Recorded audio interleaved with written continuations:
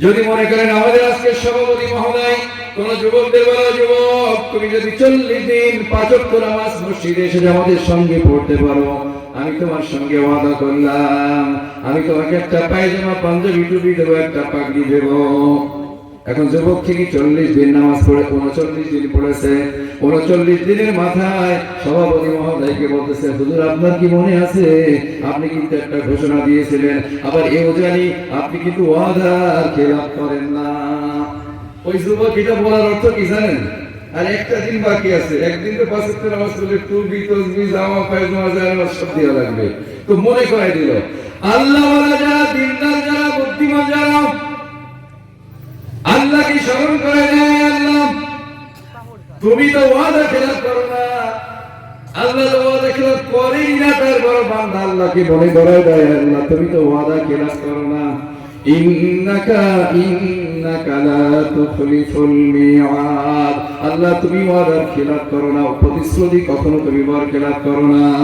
আল্লাহ পাকের কাছে জ্ঞানী বুদ্ধিমানরা বহু কিছু চেয়েছে, আগের দিন আপনারা দিগরিয়াতে শুনেছেন। এরপর আল্লাহ জবাব দিয়ে দিলেন, ফাস্তাজাবা লাহুম রাব্বুহুম ফাস্তাজাবা লাহুম রাব্বুহুম।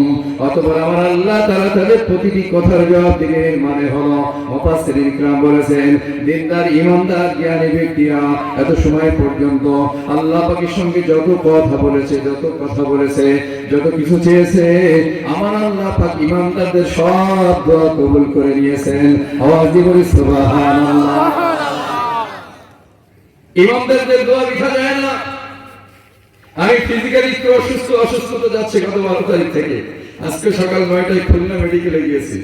সেখানে যে 2 জন ডক্টর আমাকে দেখেছেন, বহু সময় পর্যন্ত দেখেছেন, কিছু টেস্ট দিয়েছেন। আসছি বাসায় এসে সর্বোচ্চ আধা ঘন্টা ছিলাম বাড়িতে। আধা ঘন্টা পরে এখানে আসছি, গাড়ি থেকে নামিও নাই, কারণ আমি ভালো করে দাঁড়াতে পারছি না।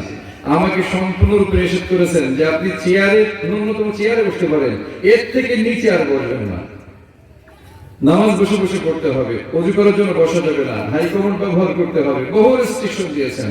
সম্মানিত উপস্থিতি, আমি এরপরে বলি, আমার জন্য যত দোয়া করা হচ্ছে, আপনারা যত দোয়া করতেছেন, আমি আমার মাকেও বলেছি, মা যত দোয়া করতেছেন কোন দোয়া বৃথা যাবে না। এই দোয়াগুলো আল্লাহ স্টক করে রেখেছেন। আমাকে ফিজিক্যালি কিছুদিন আল্লাহ তাআলা এটা পরীক্ষা নিতে পারেন, কিন্তু যত মানুষ আমার জন্য দোয়া করতেছেন, কারো দোয়া বৃথা যাবে না। ঠিক কি ঠিক না? আমার আল্লাহ পাক বলেছেন, যত দোয়া তোমরা করেছো, যত দাবি দাওয়া তোমরা করেছো, যত জিনিস আমার কাছে চেয়েছো, ফাস্তাজাবা লাহুম রাব্বুহুম, তোমাদের রব তোমাদের সব দোয়া কবুল করে নিয়েছেন।